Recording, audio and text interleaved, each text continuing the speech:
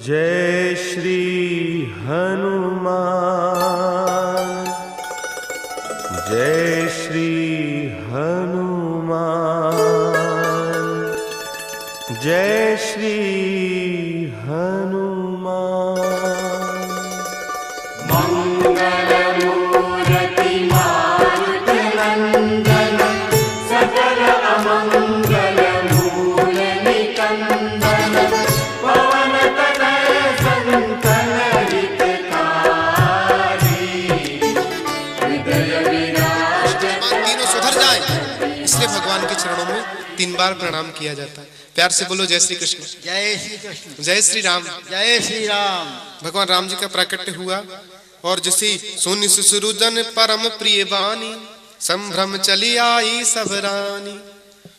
बच्चे के रोने की आवाज जैसे दशरथ जी के कानों में आई। दासी आई, कहा आपके घर लाला को जन्म भयो है, और तुरंत महाराज अपने अपने गले का हार दासी को ही दे दिया। इतने प्रसन्नता हो गई, लेकिन किसी ने कुछ लिया नहीं। जो कुछ भी आया सब वापस राम जी के पास में आ गया। बोलो जय श्री कृष्ण। जय श्री कृष्ण। इतनी बड़ी कृपा प्रभु की।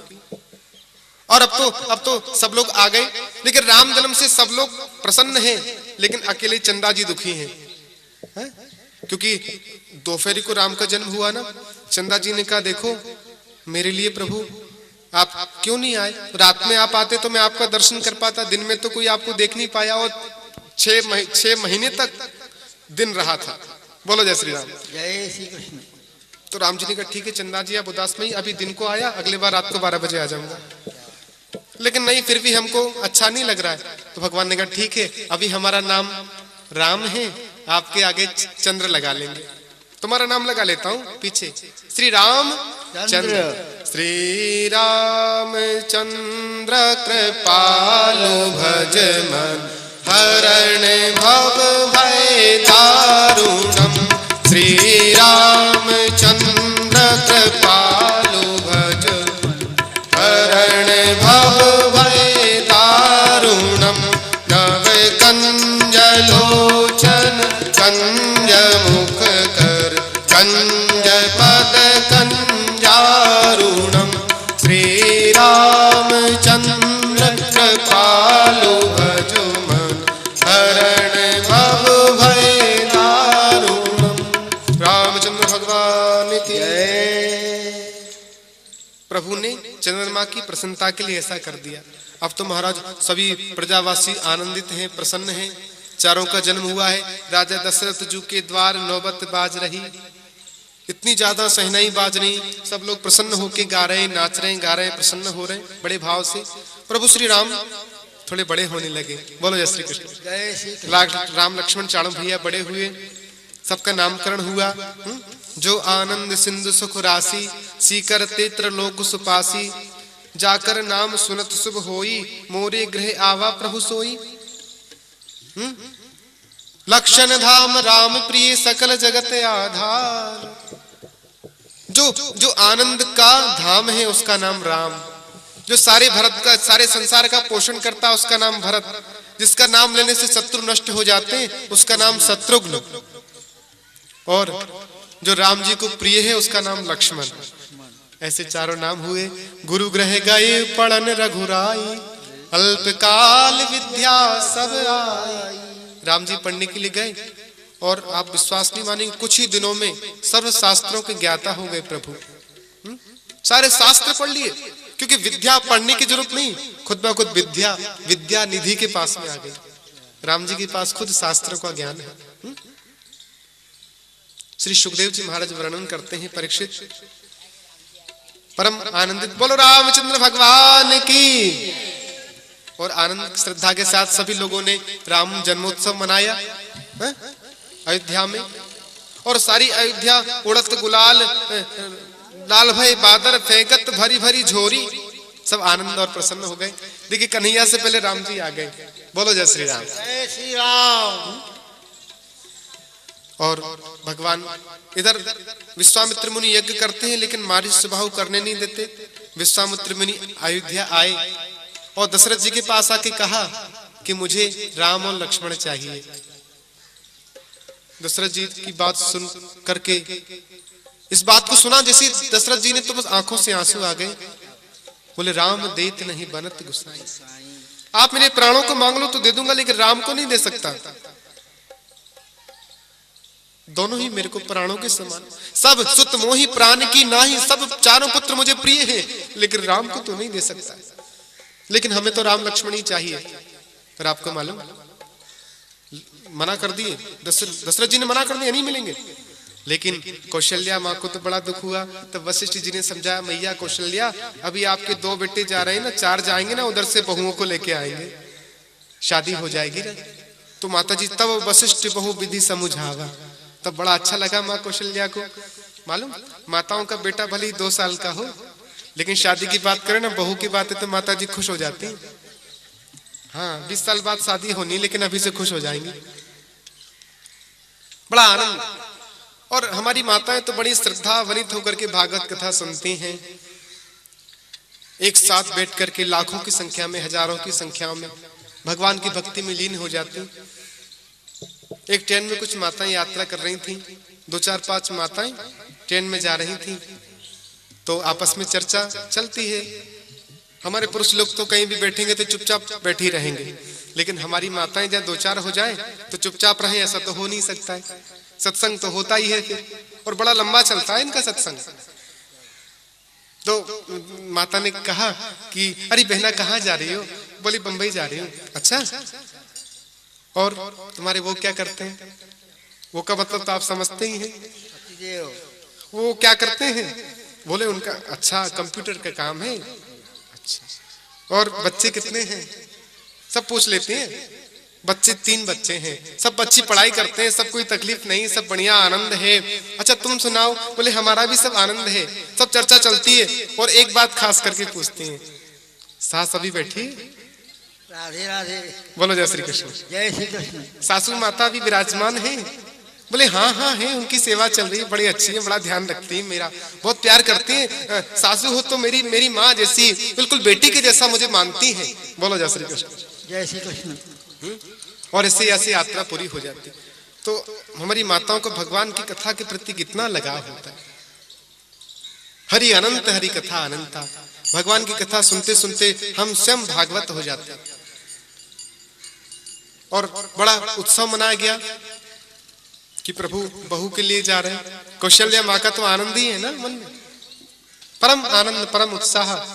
श्री सुखदेव जी वर्णन करते हैं, भगवान श्री राम लक्ष्मण विश्वामित्र के साथ में गए और एक आश्रम को देखा, चारों तरफ से शांति ही शांति है, वहां पशु पक्षियों की आवाज भी नहीं। एक पत्थर, अहिल्या बनी है पत्थर बनके, चरण कमल रज चाहती कृपा करहु रघुवीर। विश्वामित्र ने कहा ये अहिल्या है, पत्थर बनके पड़ी है, हे रघुवीर कृपा करो, आपके चरणों की धूल उसको लगा दो। राम जी ने कहा कि मैं तो क्षत्रिय बालक हूं, ब्राह्मण स्त्री को कैसे स्पर्श करूं? ये तो हमसे नहीं हो पाएगा। चारों तरफ शांति है आश्रम में। और भगवान श्री राम जी ने देखा कि अब अहिल्या का उद्धार करना है ना, तो जरा से अपने चरणों को ऊपर किया, और जैसे ही प्रभु ने अपने चरणों को ऊपर किया, बड़ी जोर से हवा आई और भगवान के चरणों की धूल जैसे अहिल्या के ऊपर पड़ी तो दिव्य देवी बन गई। बोलो अहिल्या माता की जय, रामचंद्र भगवान की जय। दिव्य रूप लेकर के प्रकट हो गई। रावण को नष्ट करने वाले भगवान श्री राम, आपको मेरा प्रणाम। भगवान राम की स्तुति की। प्रभु श्री राम आगे गए और जहां यज्ञ हो रहा था ना, दरबान बन के खड़े हो गए। मारीच को तो राम जी ने निपटाई दिया, सुबाहु को इतना बड़ा मारा कि वो तो बहुत दूर गया। जय श्री कृष्ण। जय श्री, बड़ा लंबा चला गया। अब प्रातः काल विश्वामित्र मुनि, देखो नियम क्या होता है परंपरा भारतीय संस्कृति की, कि सबसे पहले गुरुदेव सोते हैं, उसके बाद सोते हैं प्रभु श्री राम, और सबसे आखिरी में लक्ष्मण जी सोते हैं। और जागते सबसे पहले कौन है? भगवान श्री राम, फिर लक्ष्मण जी, और उसके बाद गुरुदेव। और राजा जनक ने प्रतिज्ञा की कि इस धनुष को जो तोड़ देगा, इस धनुष का जो खंडन करेगा, उसी के साथ मेरी पुत्री का विवाह होगा। ऐसा संकल्प उन्होंने किया। भगवान शिव धनुष का जो खंडन करेगा, उसी से मेरी कन्या का विवाह होगा। और बड़े देश देश के राजा आए, धनुष यज्ञ का समाचार सुनकर के बड़ी सुंदर जगह धनुष यज्ञ का आयोजन रखा। बहुत सारे देवियां बैठी हैं, देवता बैठे, राजा महाराजा विराजित हैं। भगवान राम लक्ष्मण के साथ विश्वामित्र जी गए और सब मंचन ते मंचे के सुंदर सुखद विशाल, गुरु समेत दो बंधु तह बैठा रे महिपाल। सब मंचों से सबसे बड़ा ऊंचा मंच था, वहां पे श्री राम लक्ष्मण और गुरुदेव विश्वामित्र विराजित हो गए। और देखो आश्चर्य की बात, और एक एक करके आए धनुष तोड़ने। बोलो जय श्री कृष्ण। जय श्री कृष्ण। सब राजा आए धनुष को उठावे, उठाना तो दूर महाराज हिला भी नहीं सके। सब आए, सबने जोर आजमाए, सबने ताकत आजमाई, लेकिन पसीना पसीना होके चले गए। लगे टरावन तरही न टारा। 10,000 राजा भूप सहेज 10 एक ही 12।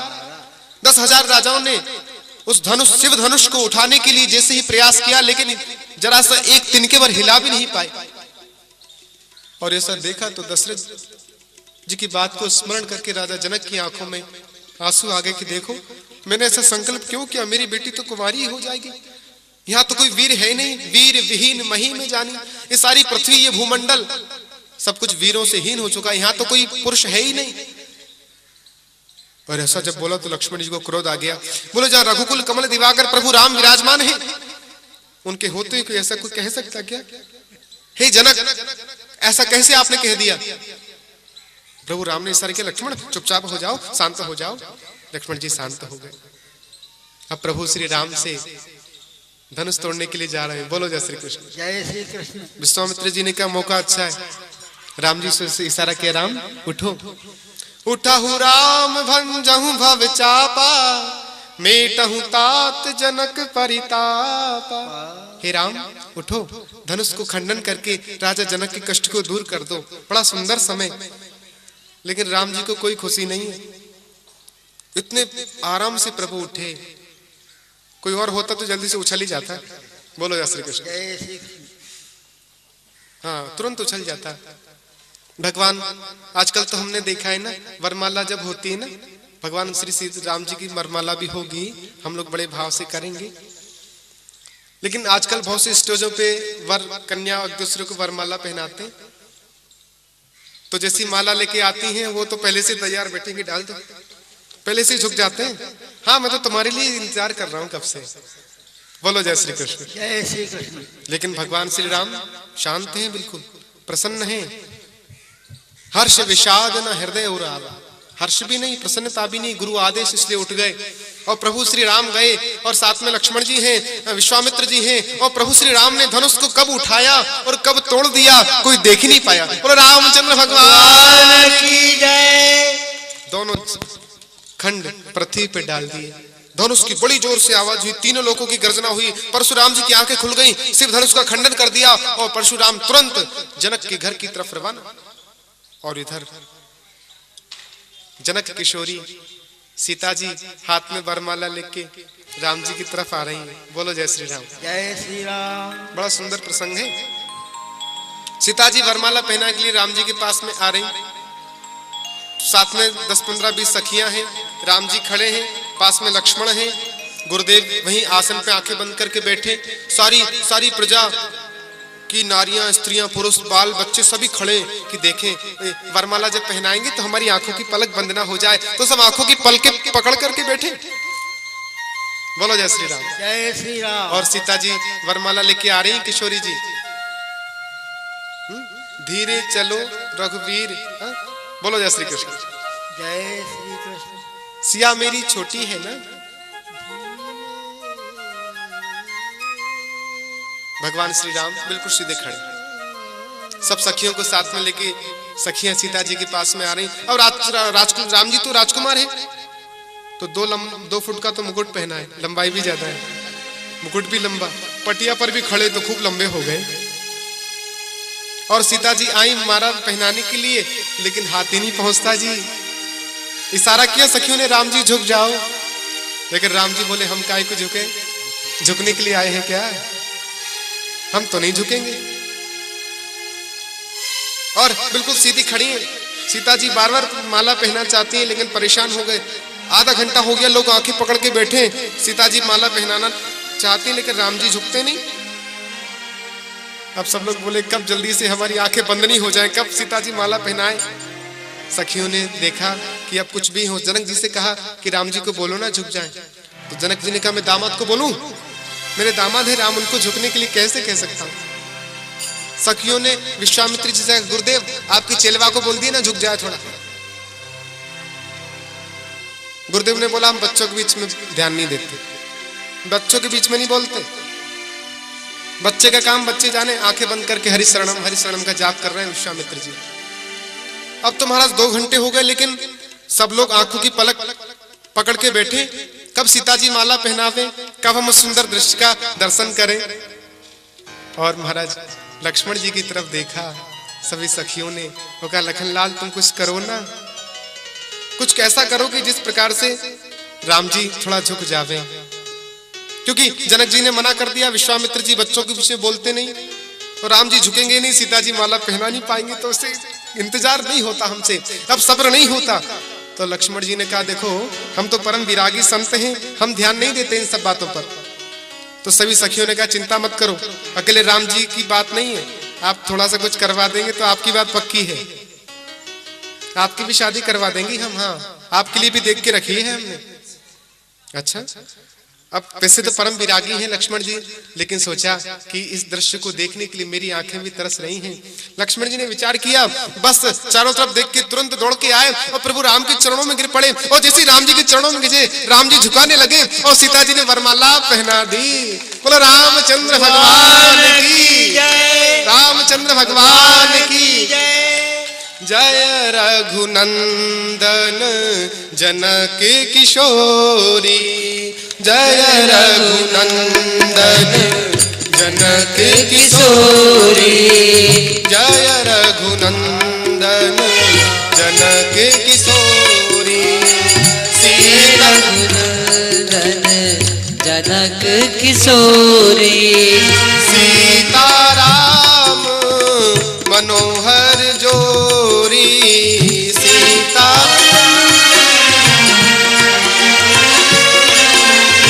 जय रघुनंदन जनक किशोरी, रघुनंदन जनक किशोरी। ताली बजाओ।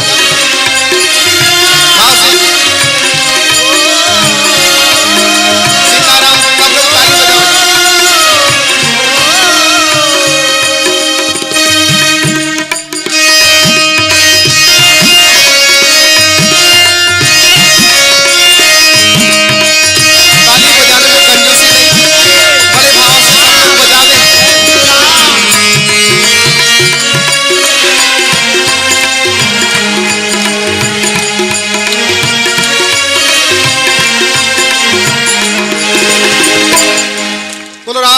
भगवान की जय। जय जय सीताराम, जय जय सीताराम, जय जय सीताराम। भगवान राम ने वरमाला पहन ली, प्रभु ने वरमाला पहना दी सीता जी को। अब बड़े धूमधाम से विवाह हुआ राम जी का। राम सीता बड़े भाव से विवाह किए।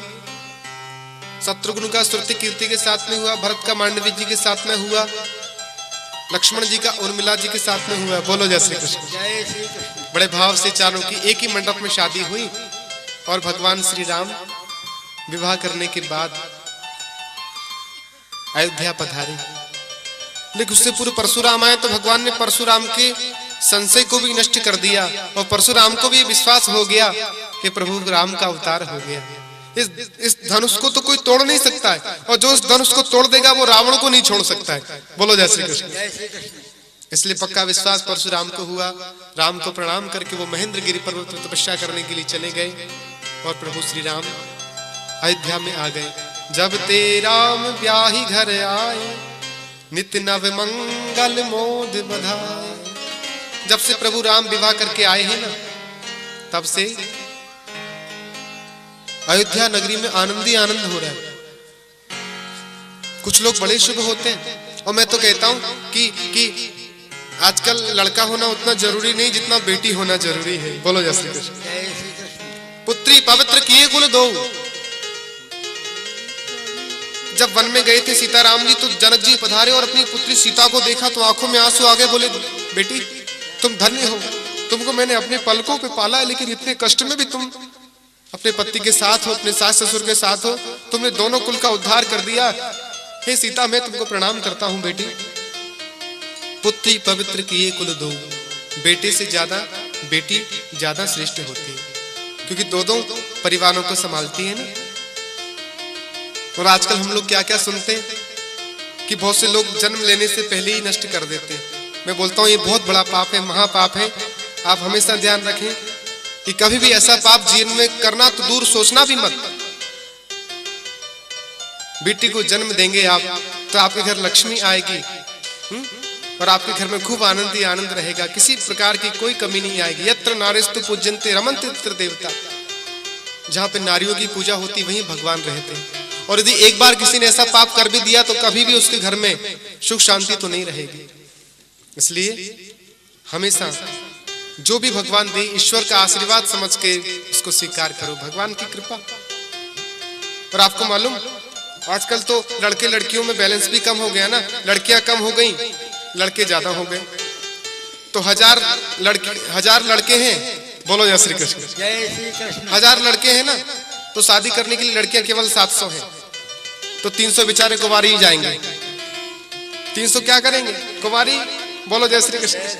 तो लड़कियों की संख्या वैसे कम होती जा रही। तो मैं माता बहनों से निवेदन करूंगा, ध्यान रखें इस बात का, हमारे देश धर्म संस्कृति की रक्षा के लिए कन्या भ्रूण की कभी हत्या ना करें, बल्कि उनकी रक्षा करें, उनको इतना प्यार दें, इतना मान सम्मान दें, बेटी को पढ़ावें लिखावें, उसको योग्य बनावें। लड़कियों का दिमाग बहुत तेज होता है। आप देखो जितने भी कंपटीशन एग्जाम्स होती है ना, सब में लड़कियां फर्स्ट डिवीजन आती हैं, लड़के तो बेचारे पीछे ही। बोलो जय श्री कृष्ण।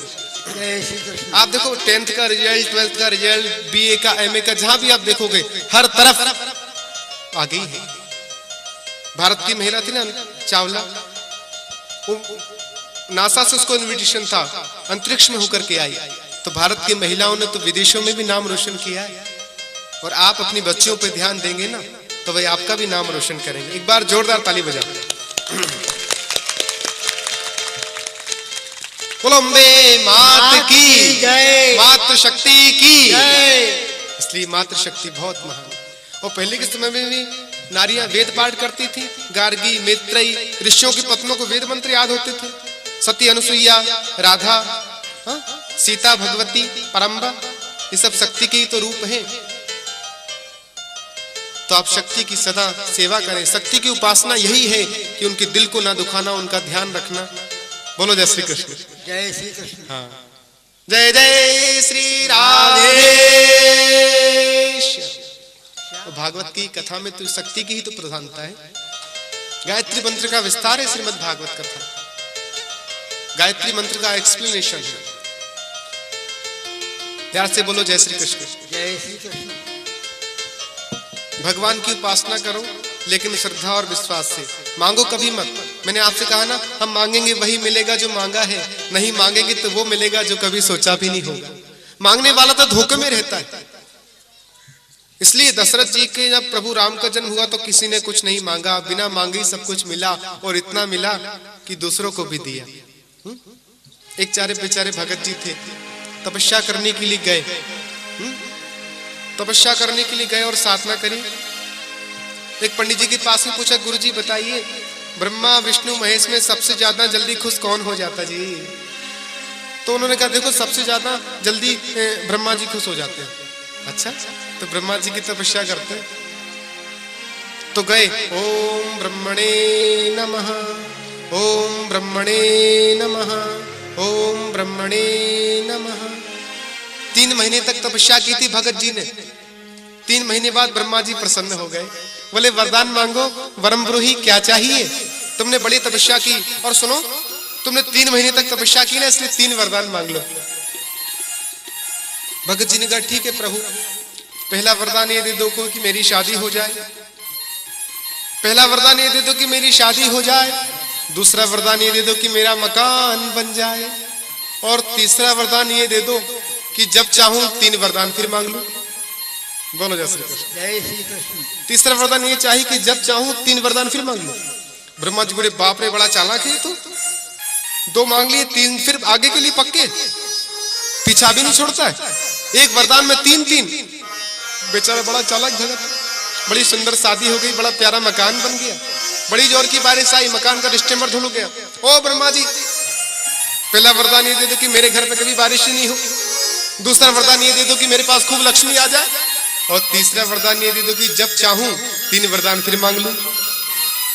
ब्रह्मा जी बोलते बाप रे पीछा तो छोड़ दे बाबा, पकड़ के रखा। अब तो नाक पे मक्खी भी बैठे तो आओ ब्रह्मा जी, पत्नी के लिए साड़ी लाना तो आओ ब्रह्मा जी। ब्रह्मा जी लेके आएंगे जैसे। अब तो बिना पैसे का नौकर बना लिए। ब्रह्मा जी बोले देखो 3 महीने तपस्या क्या कर ली, बिना पैसे का नौकर बने, पीछा भी नहीं छोड़ता। कहीं बाहर भी जाना तो आओ ब्रह्मा जी, कोई सर्दी जुकाम हो जाए तो आओ ब्रह्मा जी, घर में किसी को तकलीफ तो आओ ब्रह्मा जी। भगवान नारायण के पास ब्रह्मा जी गए, बोले प्रभु बचाओ, इसने तो मेरे को बिना पैसे का नौकर बना लिया, अब कभी मैं वरदान नहीं देने वाला। भगवान ने कहा देखो ब्रह्मा जी, कभी भी किसी को वरदान दो ना तो सोच समझ के दिया करो। प्यार से बोलो जय श्री कृष्ण। जय श्री कृष्ण। भगवान ने कहा चिंता मत करो, मैं जाता हूँ। और भगत जी ने फिर बुलाया, ब्रह्मा जी आ गए, बोले पहला वरदान ये दे दो कि मेरे घर बेटा हो जाए। ब्रह्मा जी बोले 10-20 हो जाए। दूसरा वरदान ये दे दो कि मेरा खूब नाम हो जाए। ब्रह्मा जी बोले भैया सारे संसार में तेरा ही नाम हो, किसी का ना हो। और तीसरा वरदान ये दे दो कि आपके चरणों में प्रेम हो जाए। ब्रह्मा जी बोले भैया मेरे चरणों में भले ही नहीं हो, लेकिन तू मेरा पीछा छोड़ दे। बोलो जय श्री कृष्ण। जय श्री कृष्ण। अब तो मेरे को नहीं आना तेरे चक्कर में। भगवान उसकी बुद्धि पे बैठ गए थे, नहीं तो फिर तीसरा बोलता कि जब चाहूं 3 फिर। तो भगवान नारायण ने रक्षा करी, इसलिए ब्रह्मा जी थोड़े प्रसन्न हो गए, बोले प्रभु अच्छा हुआ आपने बचा लिया, नहीं तो मेरे को परेशान कर दिया था। भगवान बोले कि देखो ये है ना कलयुग के भगत बड़े चालाक होते हैं, जरा सा पिलपिला पपीता भी चढ़ाए तो समझो सावधान, कुछ ना कुछ गड़बड़ है, कुछ ना कुछ मांगने वाले। बहुत ध्यान रखने की जरूरत है कि बिन मांगे मोती मिले, मांगे मिले न भीख। मैंने कहा ना आपसे, परमात्मा से वही मांगे। मांगा है मैंने श्याम से वरदान एक ही, तेरी कृपा बनी रहे जब तक है जिंदगी।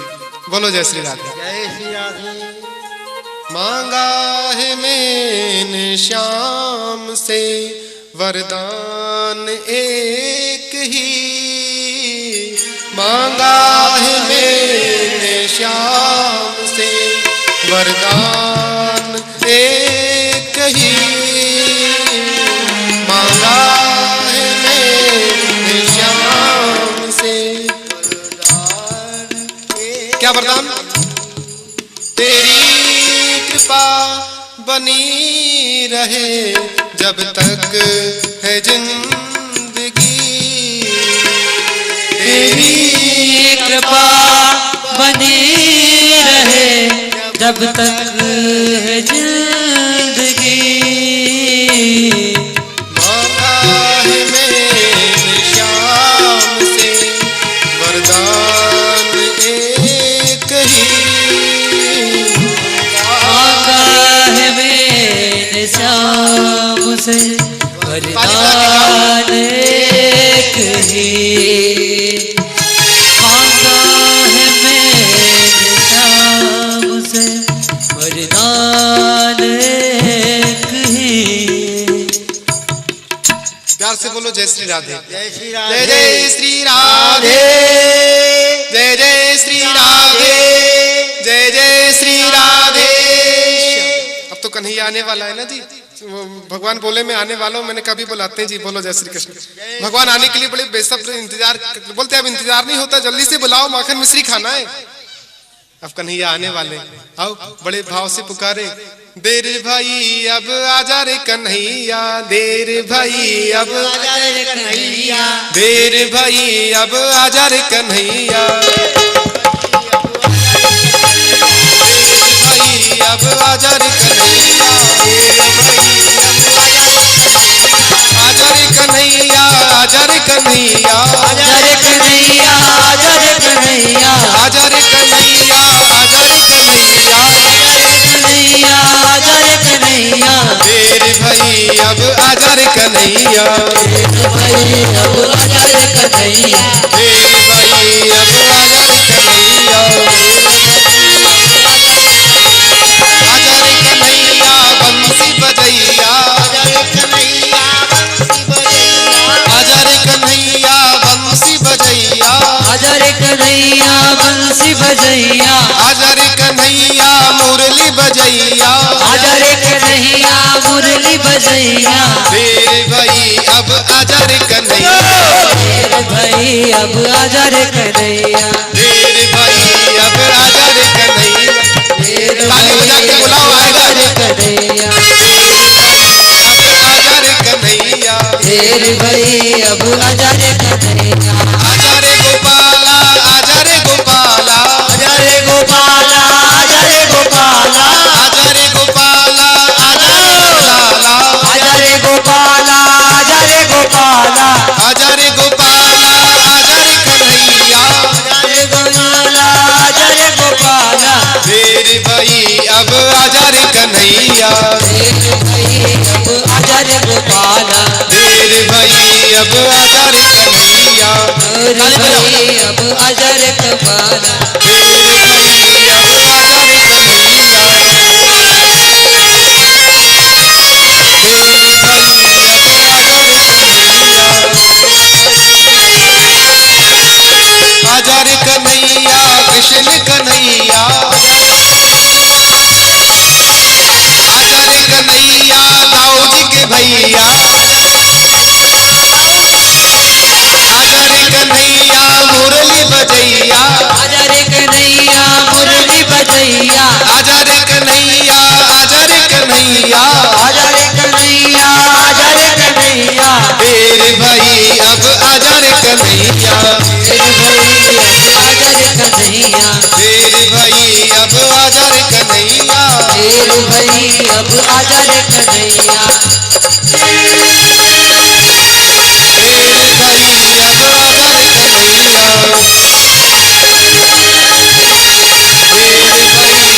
आजा रे कन्हैया, मेरे भाई अब आजा रे कन्हैया, मेरे भाई अब आजा रे कन्हैया, मेरे भाई अब आजा रे कन्हैया, आजा रे कन्हैया, आजा रे कन्हैया, आजा रे कन्हैया, आजा रे कन्हैया, आजा रे कन्हैया, आजा रे कन्हैया, बुलाइए कन्हैया आजा रे कन्हैया, मेरे भाई अब आजा रे कन्हैया, मेरे भाई अब आजा रे कन्हैया,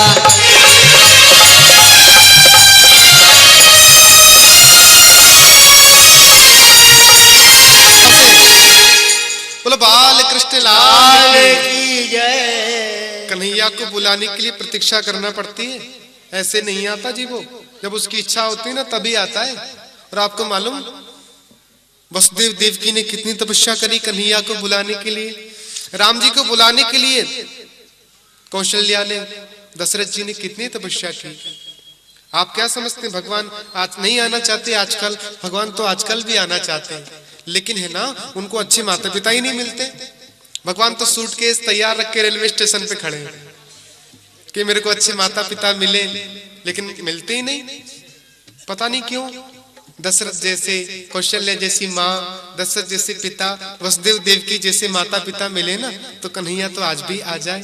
प्यार से बोलो जय श्री कृष्ण। जय श्री कृष्ण।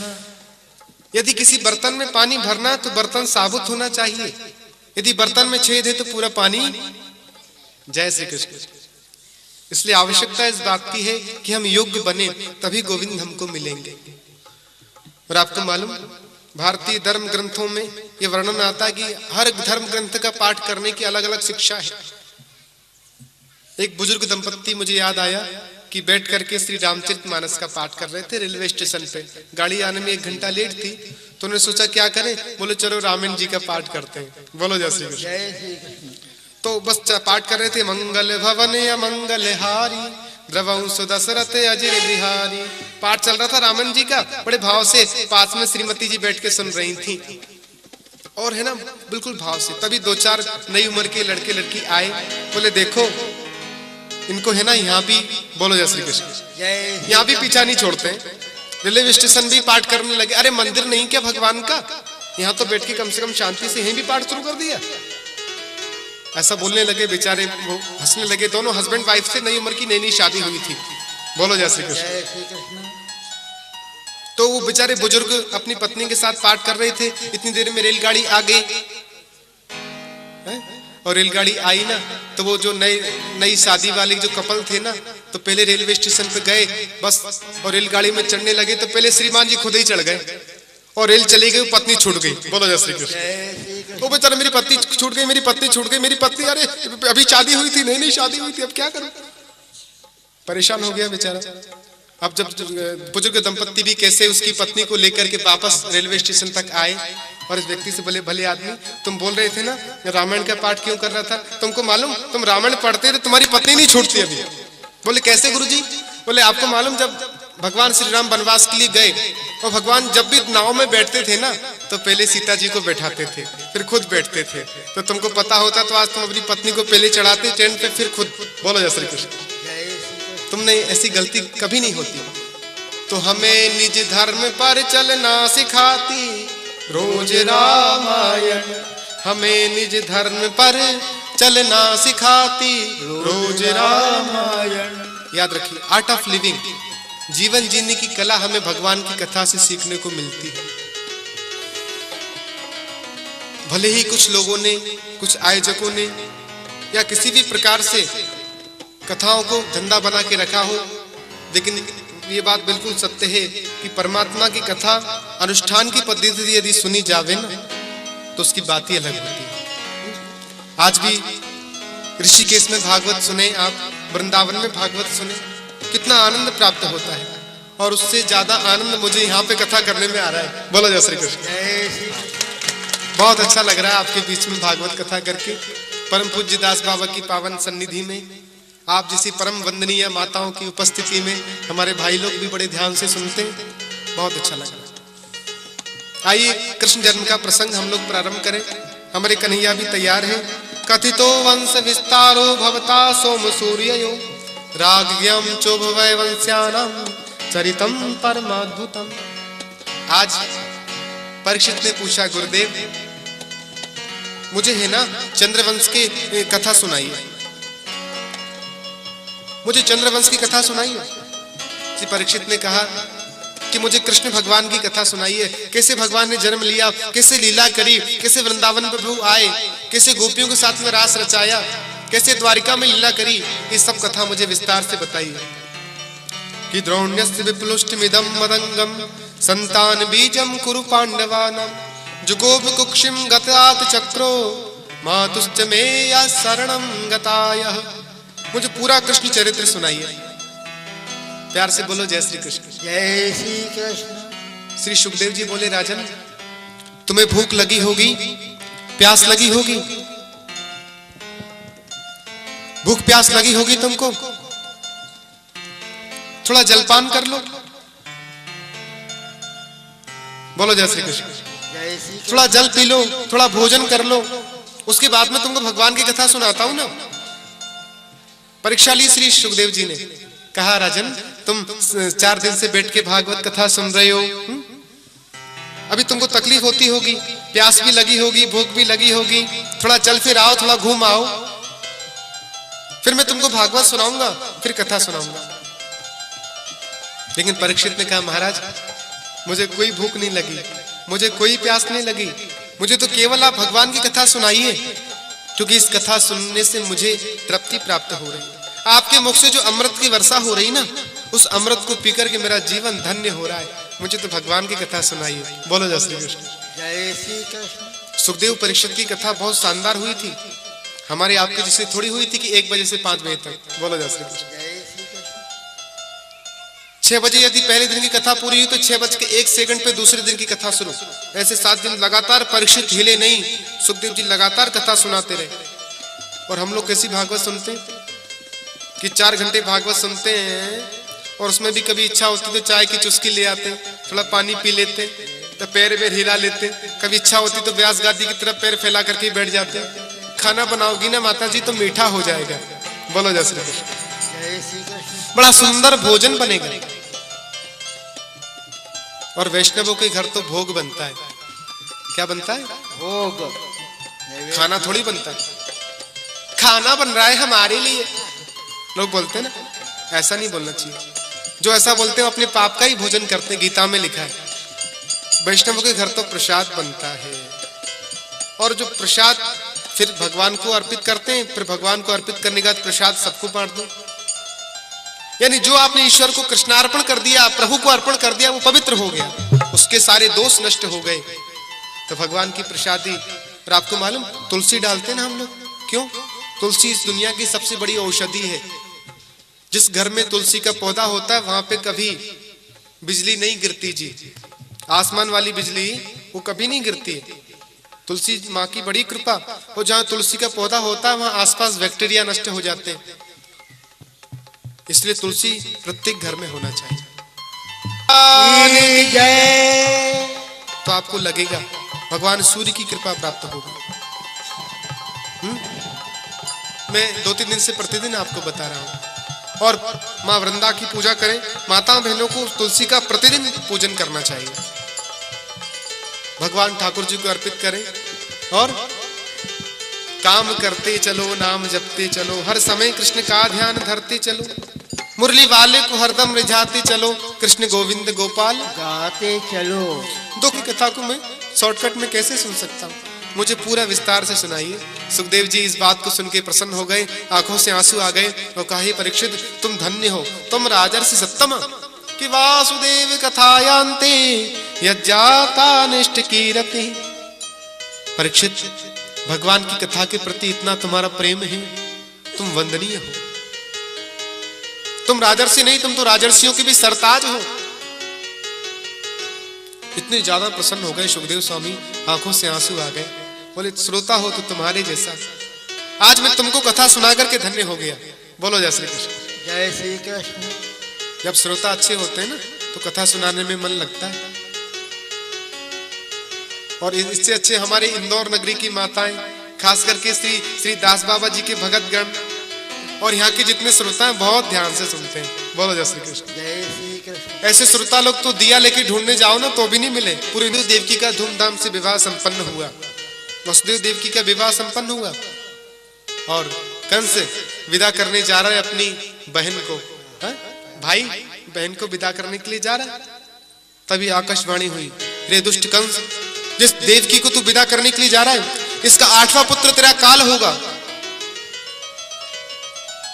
रे मूढ़ कंस, जैसे ये सुना कि इसका 8वां पुत्र मेरा काल होगा, कंस का तो होश ठिकाने रह गया। तुरंत तलवार निकाली, ना रहेगा बांस, ना बजेगी बांसुरी। जब देवकी नहीं रहेगी तो उसके पुत्र कहां से होगा?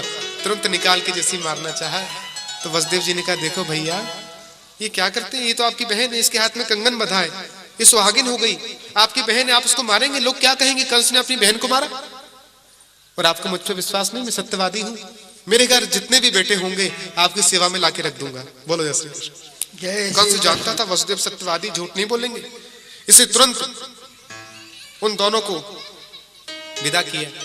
पहले बेटे का जन्म हुआ। बोलो जय श्री कृष्ण। कीर्तिमंतम प्रथमजम, प्रथम बेटे का जन्म हुआ और ला करके कंस की सेवा में रख दिया। कंस ने कहा, भैया मुझे तो 8वें से खतरा है, पहले वाले से मतलब क्या, पहला वाला वापस कर दिया। नारद जी ने कहा, देखो कंस महाराज जी आपने अच्छा नहीं किया, ये गुलाब का फूल है ना जी, इसकी कौन सी पंखड़ी 8वीं हो गई जानता? पहली भी 8वीं हो सकती है, दूसरी भी 8वीं हो सकती है, 7वीं भी 8वीं हो सकती है। आपने पहला वाला हो सकता 8वां बन के आ जाए। इसने आपने बस नारद जी कह के चले गए। और नारद जी के जाने के बाद कंस ने पहले बालक को बुलाया और गोविंदाय नमो नमः। इस प्रकार से 6 पुत्र मार दिए वसुदेव देवकी के, और कंस ने उनको कारागार में बंद करवा दिया। और 7वें गर्भ के रूप में साक्षात, बोलो जय श्री कृष्ण, साक्षात बलराम जी देवकी के गर्भ में आ गए। 7वें गर्भ के रूप में साक्षात परमात्मा पधारे बलराम जी। और युग माया को भगवान ने आदेश किया कि तुम जाओ ब्रजमंडल में और यशोदा जी के गर्भ से जन्म लेना।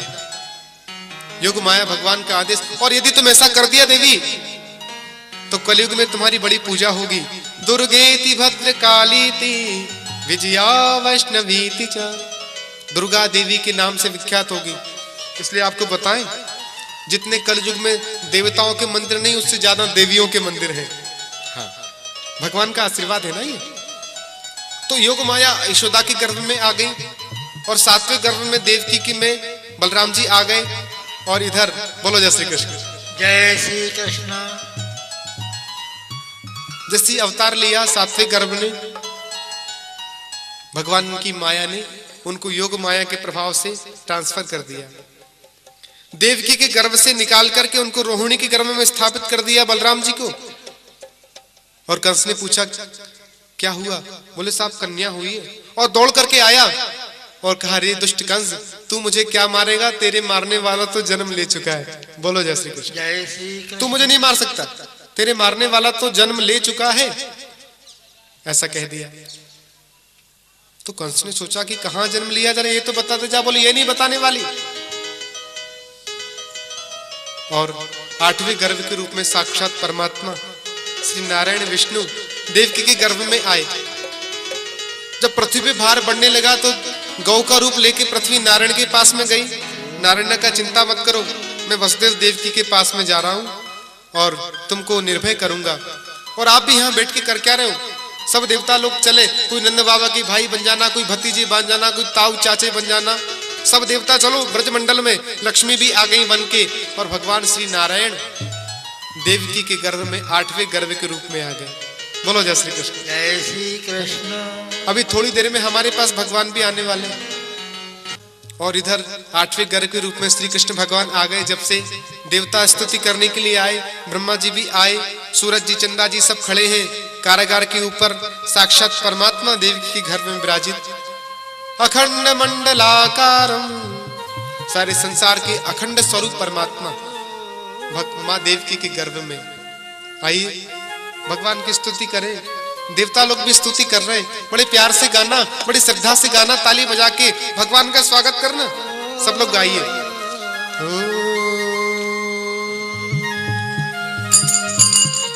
स्वागतम कृष्णा, स्वागतम कृष्णा, स्वागतम कृष्णा, स्वागतम कृष्णा, स्वागतम कृष्णा, स्वागतम कृष्णा, स्वागतम सब ताली बजा के स्वागतम कृष्णा, स्वागतम सुस्वागतम, स्वागतम सुस्वागतम। और थोड़ा थोड़ा भागा भागा आ रहा है कंस। लेकिन इधर भगवान की माया से सब लोग सो गए। सारे पहरेदार सो गए, सारे दरबान सो गए, सारी मथुरा सो रही। बोलो जय श्री कृष्ण। जय श्री कृष्ण। तो जब भगवान का अवतार हुआ तो कंस भी खर्राटे ही भर रहा था। राधे राधे। सब कोई सारे स्तब्ध है। केवल दो प्राणी जाग रहे, वसुदेव और देवकी। भादों के महीने की कृष्ण पक्ष की अष्टमी तिथि रात्रि को ठीक 12 बजे भगवान का अवतार हुआ। बुधवार। और बार कौन सा था? बुधवार। और आज कौन सा जी? गुरुवार। बोलो जय श्री कृष्ण। हाँ, भादों के महीना के कृष्ण पक्ष की अष्टमी बुधवार रात्रि के ठीक 12 बजे रोहिणी नक्षत्र और भगवान प्रकट हुए। बोलो नारायण भगवान की जय। श्री सुखदेव जी ने कहा ये भादों का महीने मैंने बताया ना ज्यादा इंपॉर्टेंट है। आपको मालूम श्री कृष्ण भगवान का अवतार कौन से महीने में हुआ? भादव में। कौन से महीने में? और बावन भगवान का जन्म कब हुआ? भादव में। और भगवान राधा रानी का जन्म कब हुआ? भादव में। और श्री सुखदेव जी ने राजा परीक्षित को कथा कब सुनाई? भादव में। ये भादों का महीना बहुत स्पेशल है और भादों के महीने में भगवान का जन्म हुआ। सब सो रहे।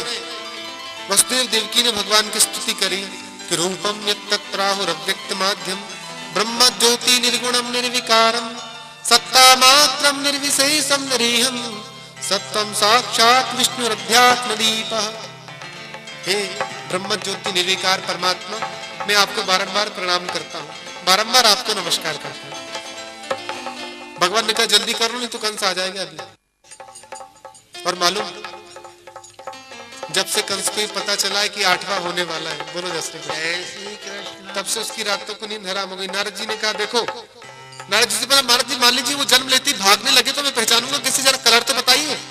नारद जी बोले वो काला काला होगा, मुरली वाला होगा, पेट में 1.5 हाथ की दाढ़ी वाला होगा, देखने में छोटा पर पेट में 1.5 हाथ की दाढ़ी वाला होगा, काला काला होगा, मुरली वाला होगा।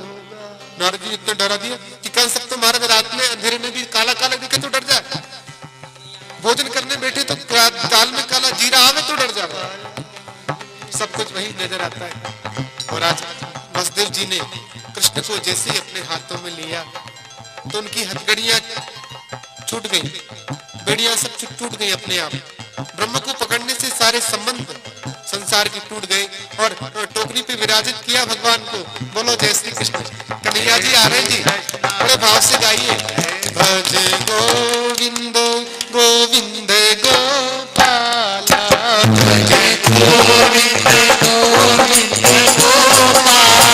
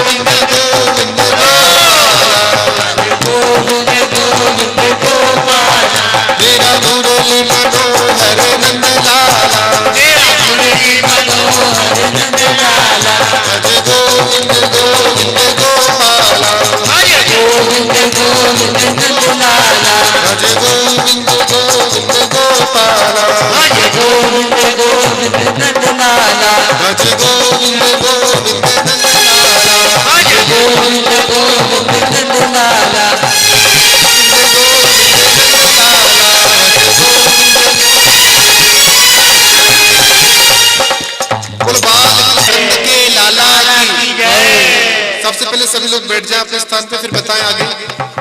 सब बैठ जाएं, फिर सभी को भी पल्ला झुलाएंगे ना कन्हैया को। सभी बिल्कुल शांति से बैठे, बड़े भाव से श्रद्धा से भगवान की सुंदर झांकी।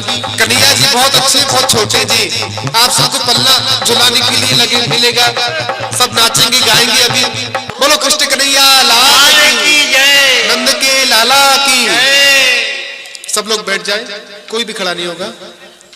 प्यार से बोलो जय श्री कृष्ण। जय श्री कृष्ण। अब देखो यहाँ पर तो बड़े धूमधाम से भगवान का जन्म हुआ।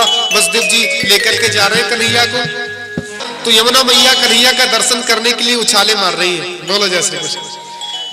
लेकिन और इतनी यहाँ तक पानी आ गया, लेकिन भगवान का दर्शन तो तब होगा जब बाबा जी डूब जाएंगे।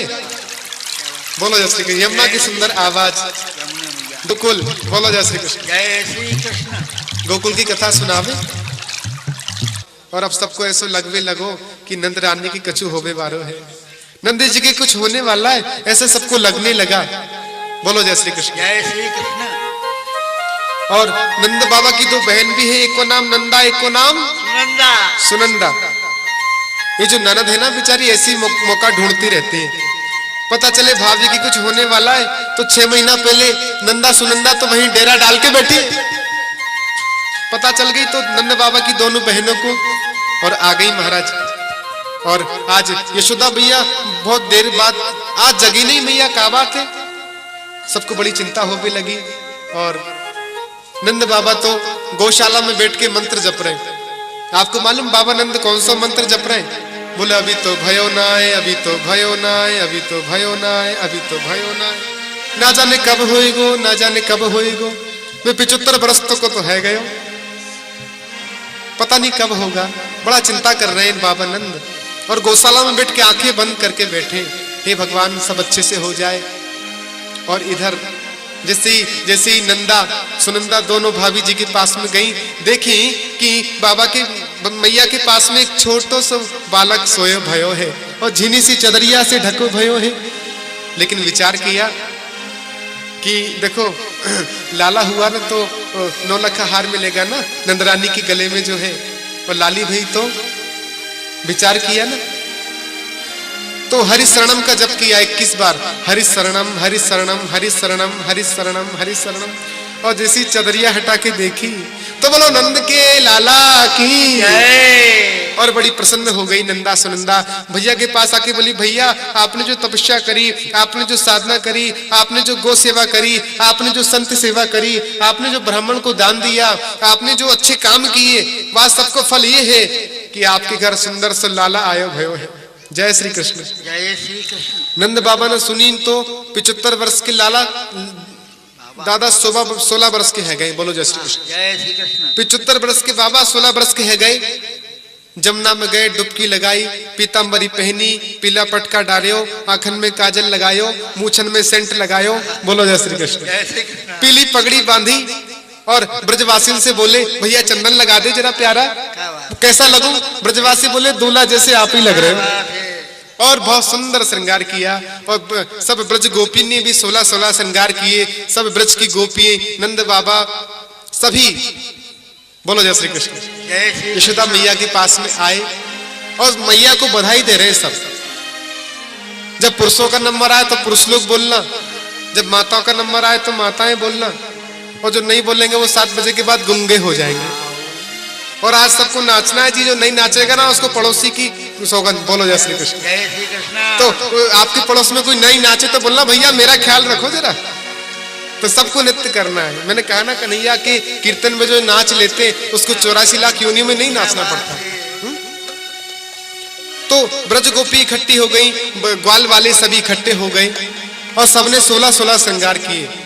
आपको मालूम जिनके मुंह में एक भी दांत नहीं उन्होंने भी 16 श्रृंगार किए। राधे राधे। क्या कियो बूढ़ी अम्मा ने विचार किया, देखो नंदी जी के लाला भयो मोई तो सजनो ही होएगो, लेकिन सजना तो आता नहीं ना साहब, आंखों से दिखाई नहीं देता। तो जल्दी जल्दी श्रृंगार करने लग गई अम्मा मैया। तो आंखन में लगाने वाली चीज ओठन में लगा ली, ओठन में लगाने वाली आंखन में लगा ली, ऊपर पहनने वाला नीचे पहन लिया। बोलो जय श्री कृष्ण। और सब जल्दी जल्दी में उल्टा पुल्टा हो गया ना, पता भी नहीं लगा। और वो मैया श्रृंगार करके यशोदा जी के पास में आके बोली, सभी मैया बोली, अब बाबा लोग बोलना है ना, बाबा बधाई हो, बाबा बधाई हो। जोर से बोलो, उन्हें आवाज आनी चाहिए। देखते कौन जीतता है दोनों में से। पुरुष लोग जीतते हैं कि माताएं विजयी प्राप्त करती। नंद बाबा बधाई हो, नंद बाबा बधाई हो, नंद बाबा बधाई हो, नंद बाबा बधाई हो। माताएं बोलेंगी मैया यशोदा बधाई हो, मैया यशोदा बधाई हो। ऐसा बोले जाता हूं कर रहे हो। जरा नेक जोर लगाओ, ढंग से बोलो, मैया यशोदा बधाई हो, मैया यशोदा बधाई हो, मैया यशोदा बधाई हो। मैया यशोदा बधाई हो। अब कमजोर मत पड़ जाना, जोर से बोलना है ना। नंद बाबा बधाई हो, बाबा बधाई हो, नंद बाबा बधाई हो। बाबा बधाई हो।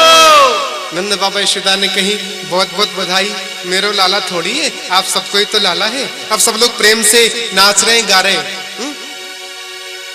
और कन्हैया को पलना झुला रहे जी। देख लो बड़े भाव से, है ना। आप लोग कोई भी उठ करके नहीं आएंगे, बड़े भाव से श्रद्धा से गाएं और फिर हम लोग नंदोत्सव मनाएंगे। कन्हैया झूले पलना निक होले झोटा दीजो, कन्हैया झूले पलना झूले झूला दीजो, कन्हैया झूले पले नानक होले झूला दीजो कन्हैया झूले जो निक होले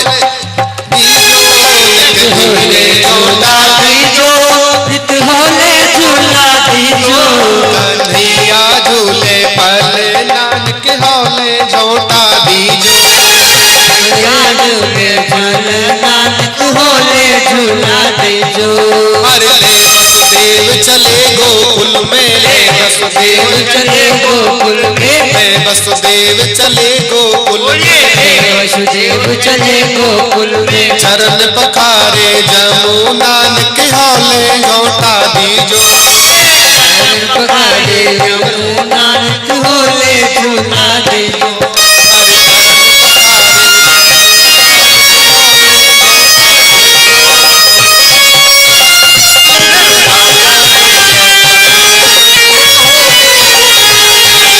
कन्हैया झूले पर नानक होले झोटा दीजो कन्हैया झूले नानक होले झूला दीजो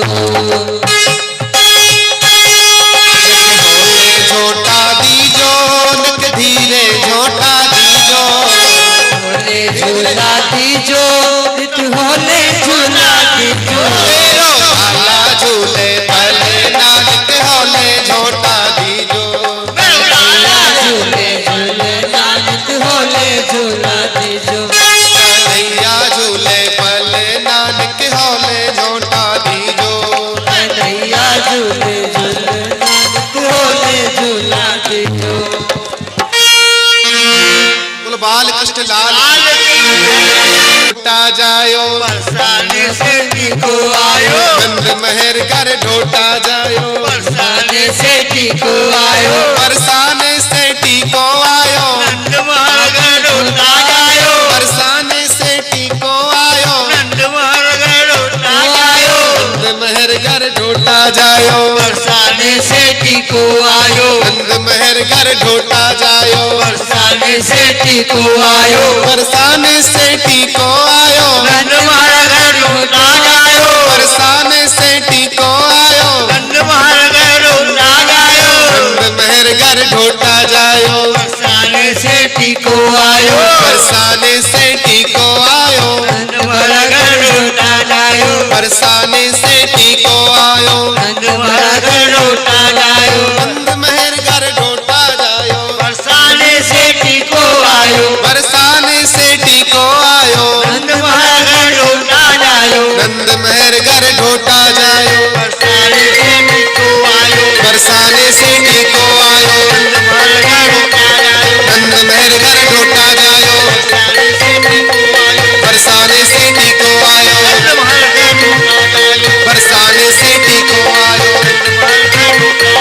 नंद महाराज ढोटा गायो बरसाने से टीको आयो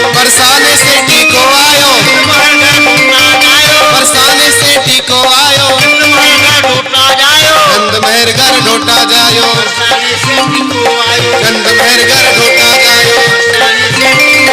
बरसाने से टीको आयो बरसाने से टीको आयो बरसाने से